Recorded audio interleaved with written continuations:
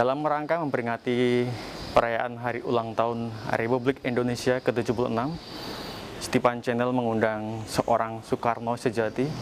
Beliau adalah alumni dari GMNI dan penggiat ekonomi kerakyatan dari Berdikari Center.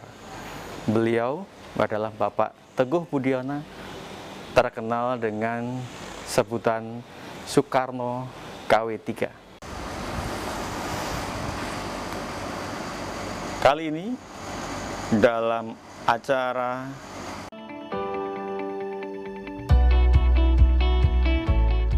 Stipan Channel akan menghadirkan pidato virtual dengan tema 76 tahun Indonesia Merdeka dan pesan jas merah Bung Karno yang akan dibawakan oleh Bapak Teguh Budiono, Bung Karno KW3. Terima kasih kepada seluruh sivitas akademika Stipan dan publik yang telah berkenan menyaksikan pembicara spesial kali ini.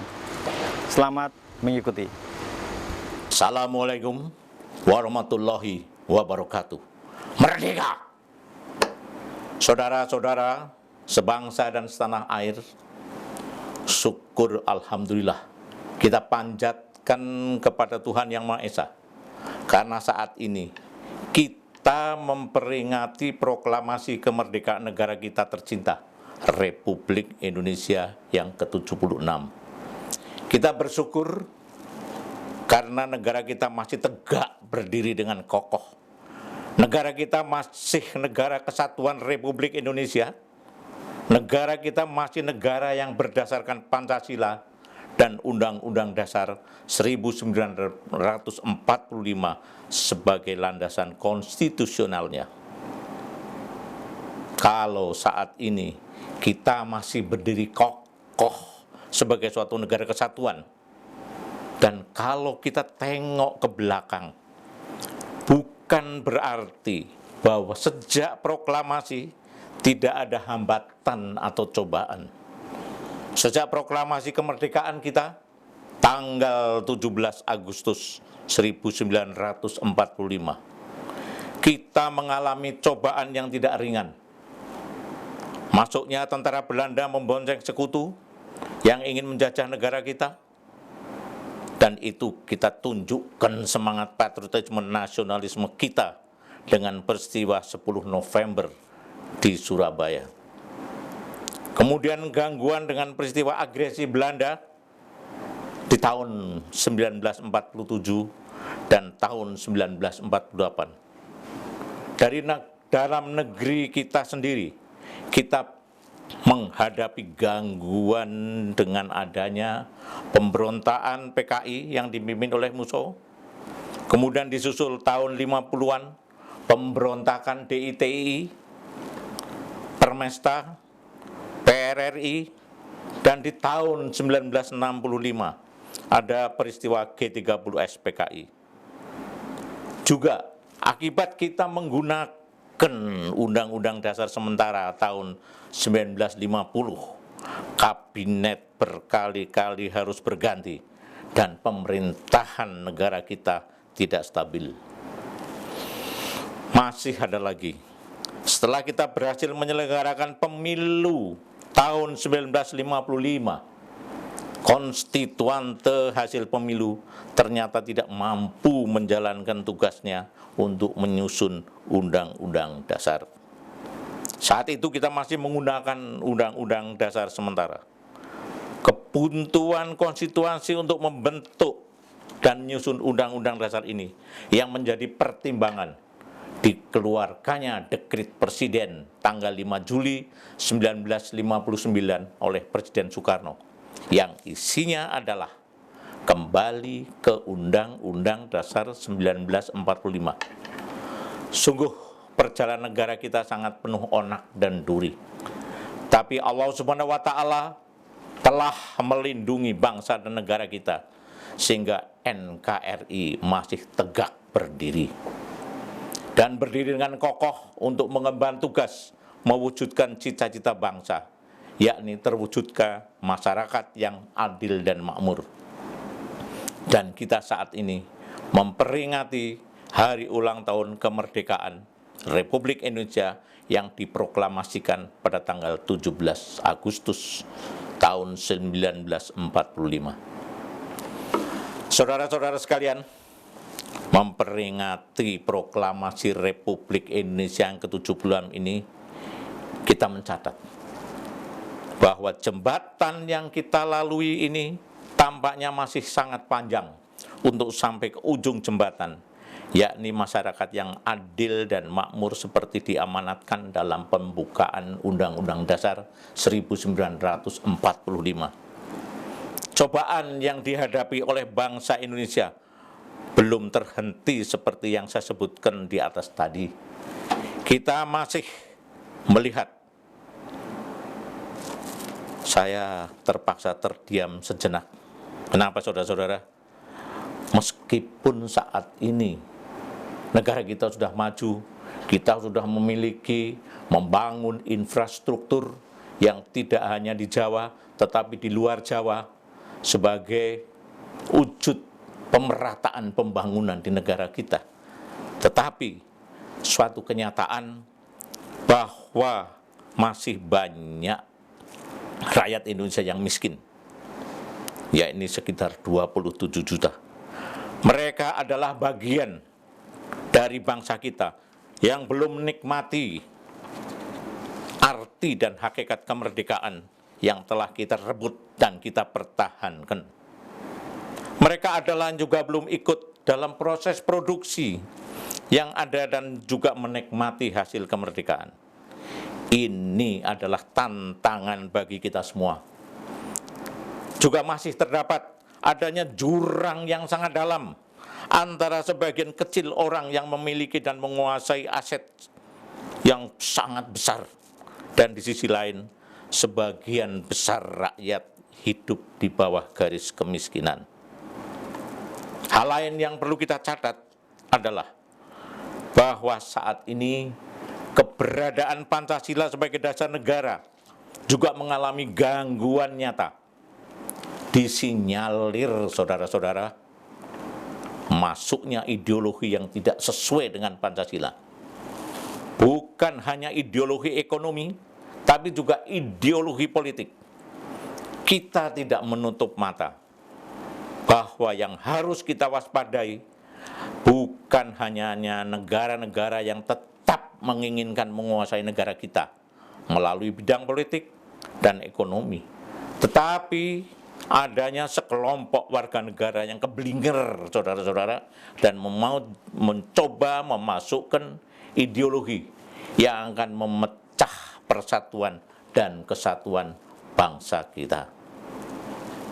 Adanya dan berkembangnya sikap intoleransi yang ada sekarang ini merupakan salah satu indikator mulai merasuknya ideologi yang bertentangan dengan Pancasila. Kalau kita katakan bahwa NKRI dan Pancasila itu harga mati, bukan tanpa dasar dan alasan. Pancasila itu dasar negara yang perumusannya digali dari nilai-nilai yang ada di masyarakat kita. Sejak zaman kejayaan bangsa Indonesia, kita tidak rela Pancasila diropek-ropek oleh siapapun. Kita akan lawan siapapun yang akan merubah Pancasila dengan ideologi yang lain. Pancasila adalah rahmat dari Allah Subhanahu wa Ta'ala bagi bangsa Indonesia. Pancasila adalah pemersatu dari bangsa Indonesia, dari Sabang sampai Merauke. Pancasila adalah way of life. Pancasila adalah instrumen yang mampu mengharmonisasikan berbagai perbedaan yang ada dari bangsa Indonesia. Kita tidak ingin negara kita seperti terjadi negara Yugoslavia yang terpisah menjadi negara-negara kecil, juga Soviet yang kemudian berpisah juga menjadi negara-negara kecil, dan juga apa yang terjadi di negara Timur Tengah. Mereka porak-ponda. Dengan Pancasila kita jaga persatuan dan kesatuan negara kita. Ingatlah saudara-saudara sekalian, bahwa salah satu syarat tegaknya negara yang kuat adalah pertama, persatuan. Kedua, persatuan. Ketiga, persatuan. Keempat, persatuan. Kelima, persatuan. Persatuan itu adalah kekuatan yang besar. Kita tidak bisa abaikan peristiwa yang terjadi di tahun 1928. Tepatnya tanggal 28 Oktober 1928, di mana para pemuda yang mewakili dari daerah di tanah air bersumpah, bertanah air satu, berbangsa satu, dan berbahasa satu, Indonesia. Sumpah pemuda ini memiliki nilai yang sangat besar dalam proses kita merebut kemerdekaan kita. Kesadaran dan tekad meleburkan diri dari kesukuan, bahasa, dan kemudian menyatukan diri dalam bertanah air, berbangsa dan berbahasa satu, yaitu Indonesia, merupakan cerminan adanya semangat persatuan yang ada dalam diri bangsa Indonesia. Alhamdulillah, di tahun 1945 kita berhasil memproklamasikan negara kita Republik Indonesia.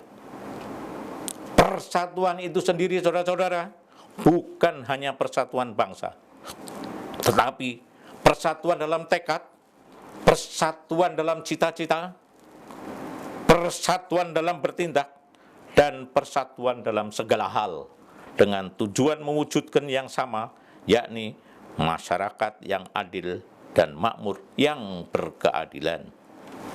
Saudara-saudara sekalian, saya mencatat dalam perjalanan negara kita yang memasuki usia 76 tahun ini masih ada yang perlu kita benahi.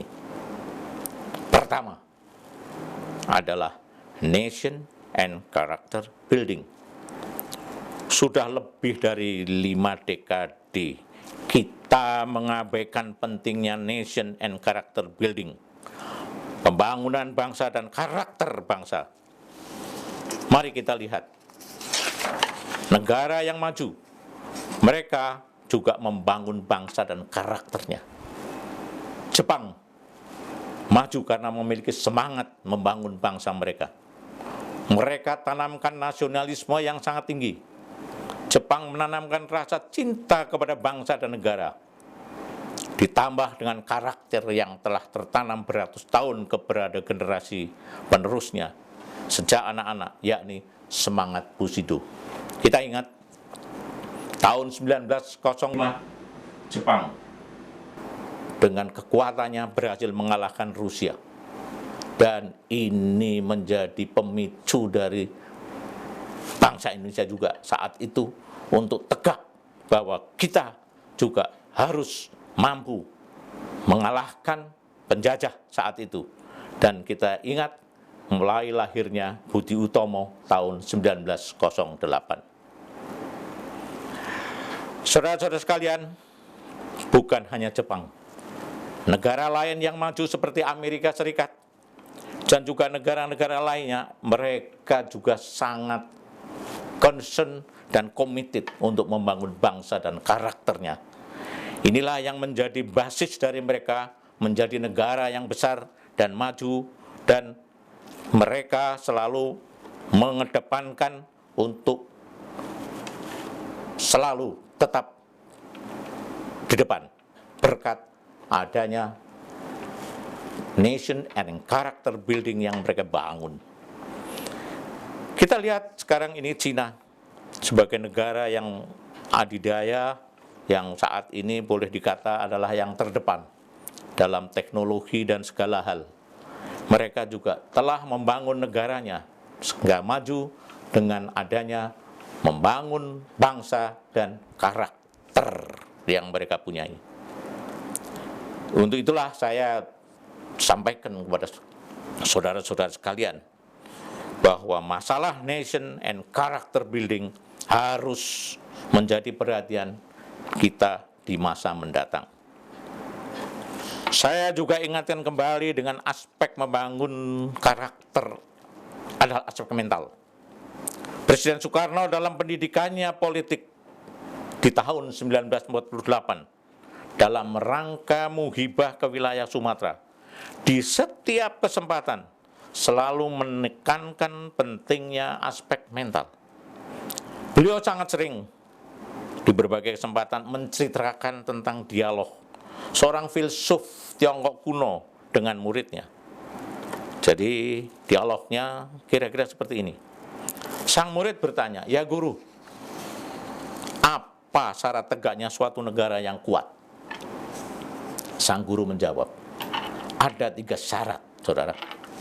Muridku, pertama, ketahanan militer. Kedua, ketahanan ekonomi. Dan ketiga adalah ketahanan mental. Sang murid bertanya lagi, "Ya guru, kalau dari 3 syarat tersebut ada yang bisa dibuang, yang mana ya guru?" Sang guru menjawab, "Ketahanan militer." Sang murid bertanya kembali, "Kalau dari 2 yang ada, mana yang boleh dibuang?" Sang guru menjawab, "Ketahanan ekonomi." Tapi ingat, jangan sekali-kali kau buang itu ketahanan mental. Karena dengan ketahanan mental, kau bisa bangun itu ketahanan ekonomi, kau bisa bangun itu ketahanan militer.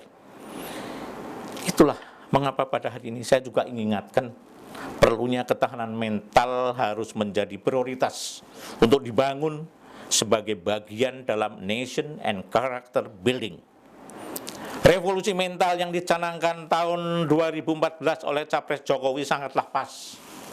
Namun dalam implementasinya menjadi tidak jelas sampai saat ini. Sehingga itu masih menjadi seonggok slogan. Saudara-saudara sebangsa dan setanah air,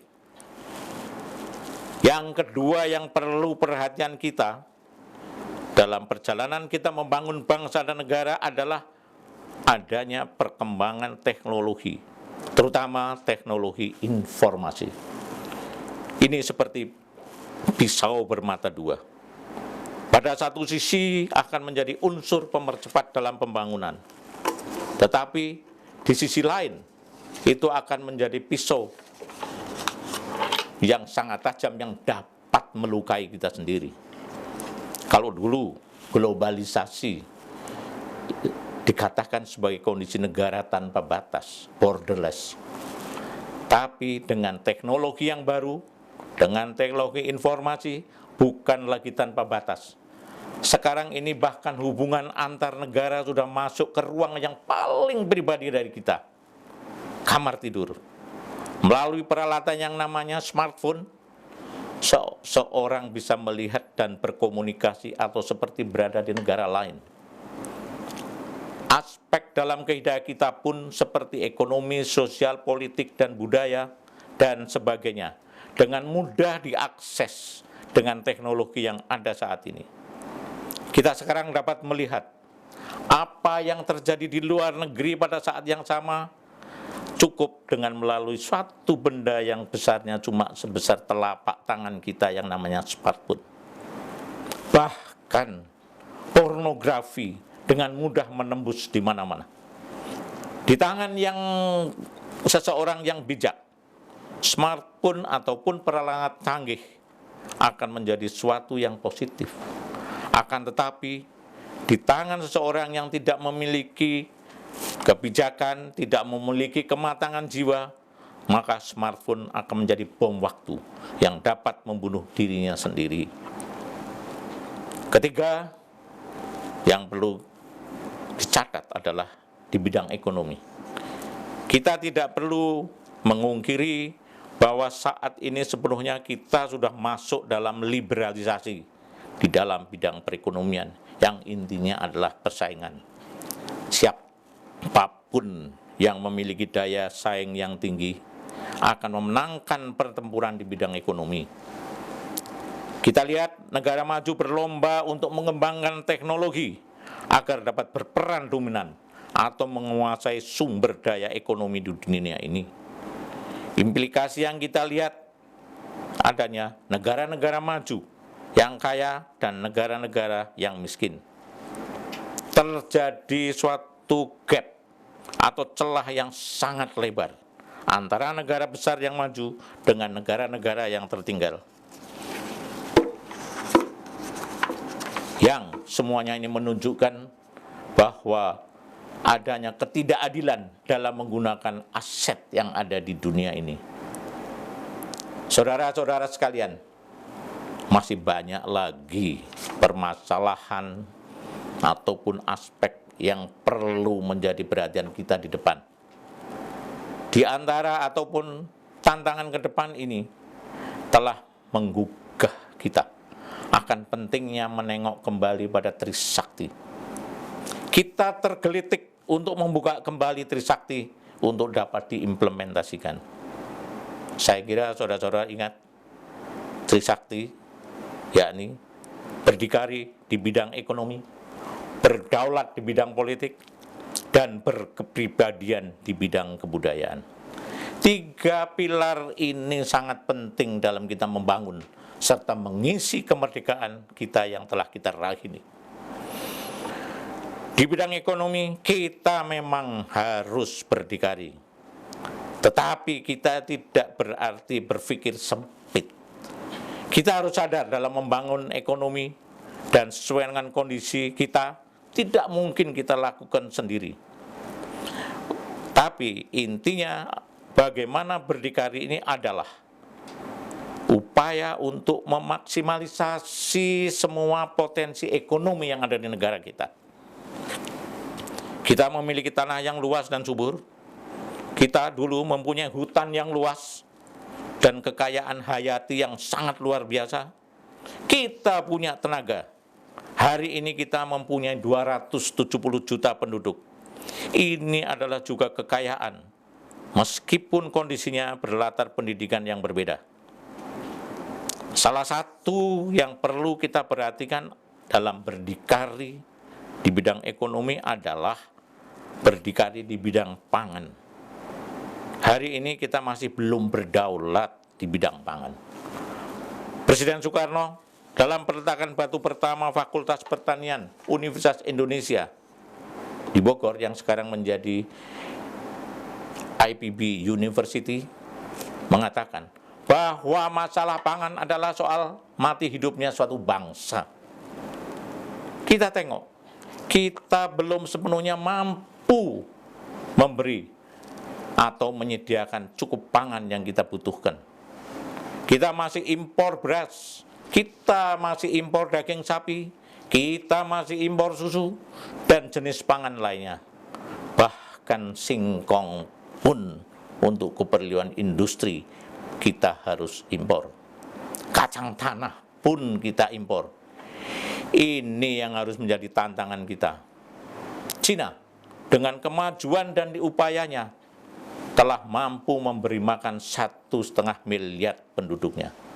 Mereka mampu mengubah potensi yang ada menjadi kekuatan yang real, dan kita belum.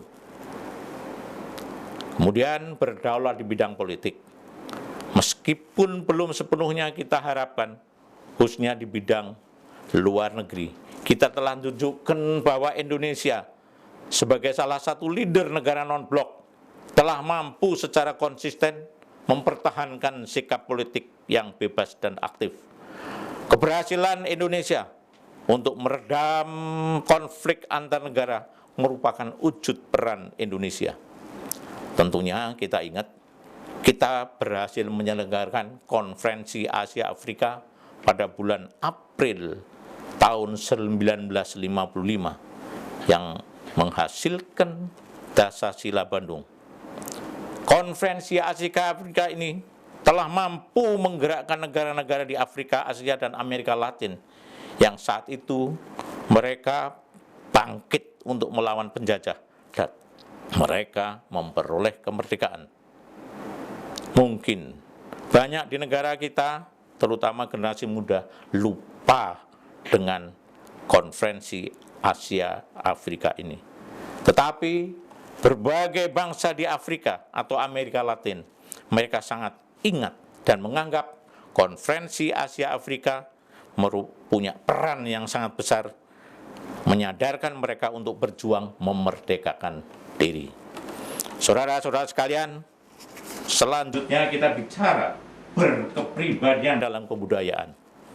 Sudah beratus tahun bangsa Indonesia yang terdiri dari beribu suku dan tersebar di beribu-ribu pulau memiliki kultur atau budaya yang dalam bahasa Jawa disebut adiluhung, dan juga pegangan ajaran yang menjunjung tinggi moral. Ini adalah kekayaan bangsa yang sangat luar biasa yang perlu untuk dijaga dan dipertahankan. Budaya ini berasal dari bahasa Sanskerta yang artinya adalah budi dan akal. Budaya diartikan sebagai pola dan cara hidup yang terus berkembang oleh sekelompok orang dan diturunkan pada generasi berikut. Taylor, seorang antropolog dari Inggris, mendefinisikan budaya sebagai suatu kompleks yang mencangkup pengetahuan, kepercayaan, kesenian, moral, hukum, adat istiadat dari suatu kelompok masyarakat. Bagi bangsa Indonesia, budaya yang ada di tanah air adalah suatu kekayaan sosial yang perlu dijaga dan dipertahankan karena memiliki nilai moral dan nilai lain yang sangat tinggi dalam peri kehidupan berbangsa dan bernegara. Kenapa kita harus jaga budaya kita? Mengapa kita harus pertahankan budaya duluhung yang kita miliki? Budaya yang kita miliki dapat menjadi benteng yang kokoh terhadap masuknya budaya asing yang mungkin tidak sesuai dengan moralitas yang kita miliki, tetapi juga dapat menghancurkan budaya yang ada. Kita tidak boleh abaikan masuknya budaya yang berkonten negatif, yang dapat menyulut dekadensi moral, intoleransi, perpecahan, dan pengaruh negatif lainnya. Saudara-saudara sekalian, terdapat sisi lain mengapa aspek budaya perlu menjadi perhatian kita. Bukan hanya sebagai salah satu ikon bangsa kita yang terdiri dari ratusan suku dan pulau-pulau. Tidak. Tetapi budaya telah menjadi target oleh sementara pihak untuk dihancurkan atas nama kepentingan bisnis atau ekonomi atau politik. Saya ingatkan kepada saudara-saudara bahwa saat ini imperialisme masih eksis, masih ada di dunia ini.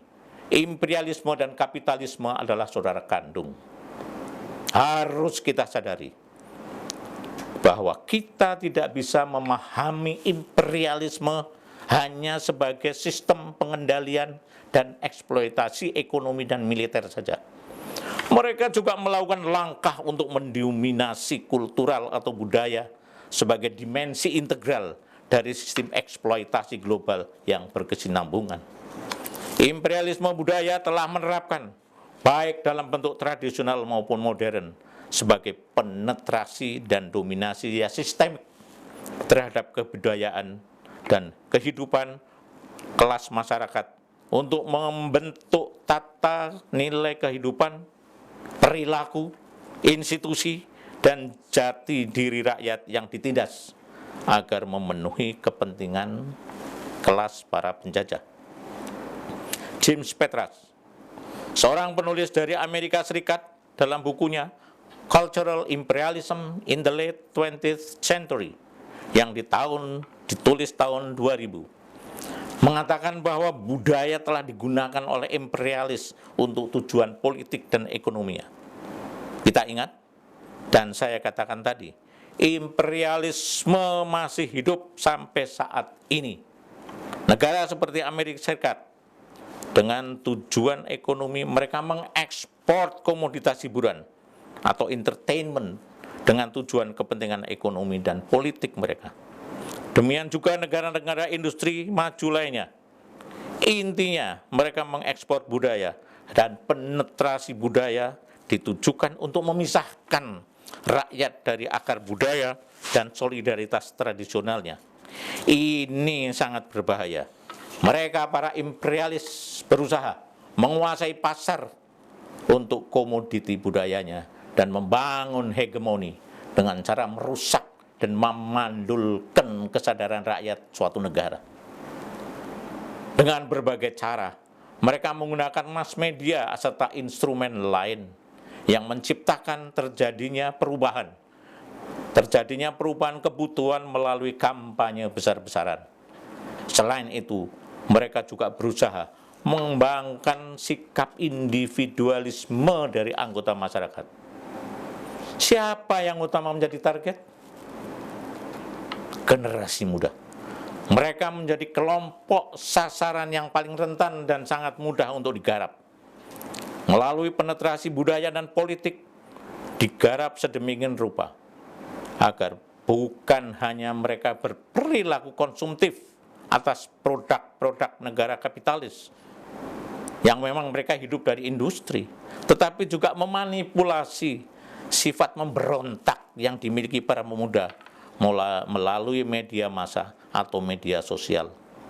Menggunakan media massa merupakan cara yang efektif dan ditunjang dengan berbagai kemajuan teknologi yang terjangkau oleh masyarakat, maka proses penetrasi budaya asing menjadi sangat efektif. Menggunakan media massa merupakan cara-cara yang paling efektif karena ditunjang dengan kemajuan teknologi yang saat ini kita rasakan sekali dan luar biasa karena akan sangat masif.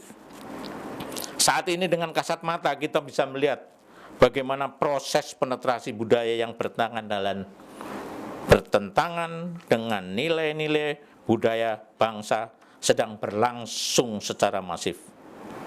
Kondisi ini sangat berbahaya dan akan berpengaruh terhadap kelangsungan kehidupan kita bernegara dan mengganggu persatuan bangsa.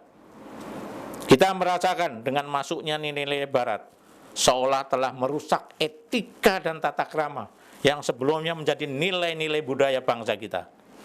Akan semakin jauh pula cita-cita mewujudkan masyarakat yang adil dan makmur, yang berkeadilan. Saudara-saudara sekalian, seperti yang saya katakan di atas, bahwa saat ini kita berada di tengah jembatan kemerdekaan yang masih jauh di ujung jembatan, yakni masyarakat yang adil dan makmur yang berkeadilan. Ditambah lagi, saat ini kita diterpa badai COVID-19 yang menguras energi dan dana negara yang tidak kecil. Efek COVID-19 bukan hanya dari aspek kesehatan, di mana rakyat yang terpapar dan terpaksa meninggal sangat banyak, tetapi pada aspek ekonomi di semua lapisan kelas usaha juga lumpuh. Sungguh, ini ujian yang tidak ringan. Yang menjadi masalah adalah ada pihak yang memanfaatkan pandemi COVID-19 untuk keuntungan pribadi dan politik, serta untuk mengobarkan sentimen politik yang menambah beban berat dari negara. Dalam kondisi seperti ini, dan bagi yang masih sadar dan bertekad untuk mempertahankan tegaknya negara kesatuan Republik Indonesia, perlu untuk menyatukan diri. Persatuan harus digalang dan membulatkan tekad untuk secara bersama-sama mengatasi COVID-19 ini. Insya Allah akan dibuka jalan bagi bangsa Indonesia untuk segera keluar dari musibah pandemik COVID-19 ini dan dapat meneruskan perjalanan mengisi kemerdekaan menuju terwujudnya masyarakat yang adil dan makmur yang berkeadilan, di mana di situ tidak ada lagi yang namanya eksploitasi delom-parlom. Kita akan masuki suatu masyarakat yang dalam bahasa Jawa disebut toto tentrem kerto raharjo. Mari saudara-saudara, kita gugah dan bangun kembali rasa percaya kepada kemampuan bangsa sendiri sebagai salah satu modal membangun bangsa dan negara. Respublika. Wassalamualaikum warahmatullahi wabarakatuh. Merdeka! Kami dari Praja Kampus Stipan Sekolah Tinggi Ilmu Pemerintahan Abdi Negara menyampaikan selamat Hari Ulang Tahun Negara Kesatuan Republik Indonesia yang ke-76. Indonesia, merdeka, merdeka, merdeka!